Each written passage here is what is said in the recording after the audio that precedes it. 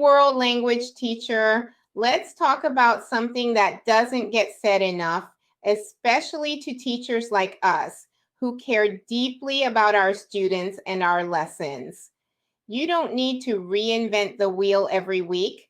I know how easy it is to fall into that trap, that Sunday night scroll through Pinterest, Canva, or Facebook groups, searching for the next great idea that might finally get everyone engaged. You tell yourself, this year will be different. This activity will be perfect. And before you know it, you've spent 2 hours creating something brand new, when the lesson you used last year worked beautifully. Here's the truth. Your students don't need something completely new every single day. They need consistency. They need repetition that builds confidence. They need structure that helps them take risks in the target language. And they need you, your energy, your encouragement, and your passion for helping them connect with the world through language. When you reuse an activity, you don't just save time, you refine it. You already know what parts clicked, where students got stuck, and how to make it even better next time.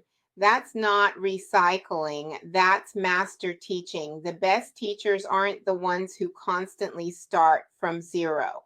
They're the ones who build systems and routines that work and then make small improvements year after year. That's how you create lessons that grow with you and your students. If you've been teaching for a few years, you probably already have a digital gold mine. Google Slides, task cards, games, readings, or assessments that once made your students light up. Don't let them sit untouched. Pull them back out. Update a few examples. Swap in a new cultural reading, a fresh song, or an AI-generated twist. And suddenly, you've got something that feels new again, without starting over. Sometimes we chase new because we want to keep things exciting. But remember, our students thrive on familiarity. When they recognize an activity format like your weekly speaking prompts, your digital notebook routine, or your Friday music lessons, they can relax and focus on using the language instead of figuring out what to do next. Predictability doesn't make your class boring. It makes your students feel confident enough to participate more. And teacher, your time matters. Every hour you spend reinventing the wheel is an hour you could spend resting, recharging, or simply living your life. Your worth as a teacher isn't measured by how many new slides you make, but by how consistently you show up for your students. So reuse what works, refine what needs a little love, and release the rest.